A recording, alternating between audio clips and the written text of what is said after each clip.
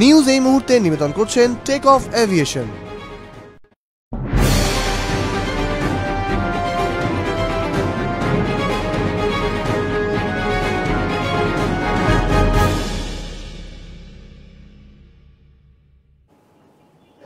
নমস্কার, আরোহী নিউজ লাইভে আপনাদের সকলকে স্বাগত জানাই। আপনাদের সঙ্গে আমি রয়েছি মাসুমা। শুরু করছি নিউজ এই মুহূর্তে। আর শুরুতেই নজর রাখবো যে খবরের দিকে। এবার রাজ্যে শুরু হতে চলেছে করোনা ভ্যাকসিনের ট্রায়াল। যেমনটা জানা গিয়েছে, আজ বিকেল 4টে নাগাদ নাইসেটে বাংলার প্রথম ব্যক্তি হিসেবে টিকা নেবেন মেয়র ফিরহাদ হাকিম। আরো একবার আপনাদের জানিয়ে রাখি, এবার রাজ্যে শুরু হবে করোনা ভ্যাকসিনের ক্লিনিক্যাল ট্রায়াল। আর আজ বিকেল 4টে নাগাদ বাংলার প্রথম ব্যক্তি হিসেবে নাইসেটে টিকা নেবেন মেয়র ফিরহাদ হাকিম। গত সোমবারই তিনি কথা জানিয়েছিলেন, যদিও গত সপ্তাহেই তাকে টিকার পরীক্ষামূলক প্রয়োগের জন্য স্বেচ্ছাসেবক হওয়ার প্রস্তাব দিয়েছিলেন নাইসেট। সময় নষ্ট না করে সেই সময়ে তিনি প্রস্তাবে সম্মতি দিয়েছেন। এবং আমার কাছে জিজ্ঞেস করা হয়েছে যে আমার কি কি আছে। আমি বললাম, দেখো একটা কিছু নেই, একটু হালকা ব্লাড প্রেশার আছে, সেটা ওষুধ খাই রোজ। আর পেটের একটা সমস্যা আছে, আমার আইবিএস আছে, অ্যান্টিবায়োটিক আছে, পেটের নাভির কাছে গুড়গুড় করে মাঝে মাঝে, বলে এটার জন্য কোনো কিছু হবে না।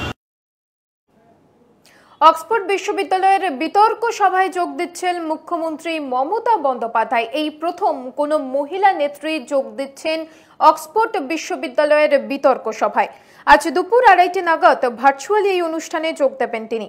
এই সভায় তিনি আর্থসামাজিক উন্নয়ন নিয়ে বক্তব্য রাখবেন। এখানে কন্যাশ্রী, কৃষক বন্ধু, রূপশ্রী সহ একাধিক প্রকল্পের সাফল্য নিয়ে কথা বলবেন মমতা বন্দ্যোপাধ্যায়। সেই সঙ্গে ছাত্রছাত্রীদের প্রশ্নের উত্তরও দেবেন তিনি। প্রসঙ্গত, ভারতের এই প্রথম কোনো মহিলা মুখ্যমন্ত্রী এই অনুষ্ঠানে যোগ দিচ্ছেন। গত জুলাই মাসেই তার কাছে এই বিতর্ক সভার আমন্ত্রণ এসেছিল।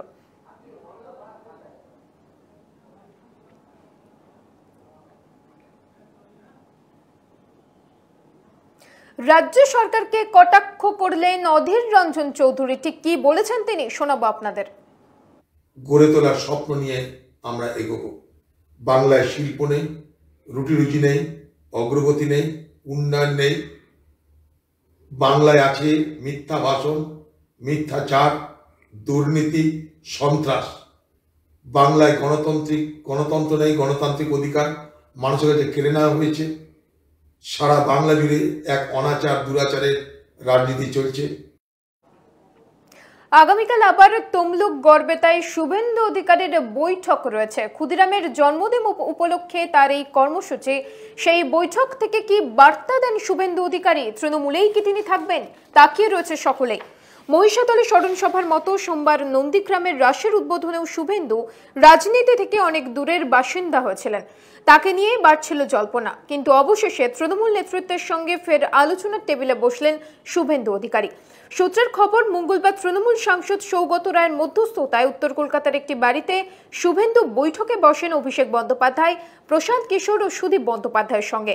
সেই বৈঠক শেষে সৌগত সংবাদ মাধ্যমে বলেন, বৈঠকের সব ব্যাপার মিটে গিয়েছে, শুভেন্দু তৃণমূলেই থাকছেন, ভালো বৈঠক হয়েছে।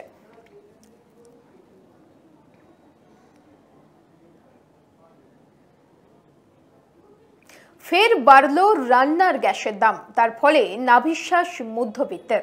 রান্নার গ্যাসের দাম বেড়ে গিয়েছে। ভর্তুকিবিহীন 14 কিলো 200 গ্রাম সিলিন্ডারের দাম 50 টাকা বেড়েছে, যার ফলে নতুন দাম হয়েছে 670 টাকা 50 পয়সা। যদিও গত সোমবার রাষ্ট্রায়ত্ত তেল কোম্পানিগুলির তরফ থেকে জানানো হয়েছিল ডিসেম্বরে গ্যাসের দাম অপরিবর্তিত থাকবে, কিন্তু মঙ্গলবার রাতেই সংস্থাগুলির পক্ষ থেকে দাম বাড়ানোর কথা জানানো হয়। এদিকে অবশ্য এলপিজি সিলিন্ডার প্রতি ভর্তুকি কত মিলবে সেই বিষয়ে এখনো নিশ্চিত করে কিছু জানায়নি রাষ্ট্রায়ত্ত কোম্পানিগুলি।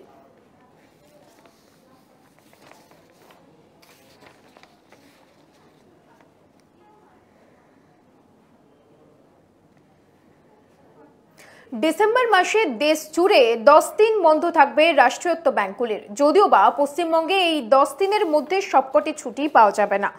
ডিসেম্বর মাসে দেশ জুড়ে 10 দিন বন্ধ থাকবে সমস্ত রাষ্ট্রায়ত্ত ব্যাংক, যদিও 4টি রবিবার, দ্বিতীয় এবং চতুর্থ শনিবার আছে। সেই সঙ্গে 10 December, 12 December, 17 December, 18 December, 19 December, 24 December, 25 December, 26 December, 30 December, 31 December ছুটির দিন হিসেবে ধার্য করেছে রিজার্ভ ব্যাংক।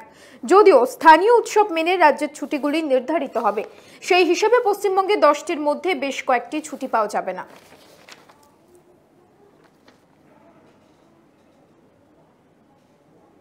আপাতত এই পর্যন্তই। অন্যান্য সব খবরের জন্য দেখতে থাকুন আরোহী নিউজ।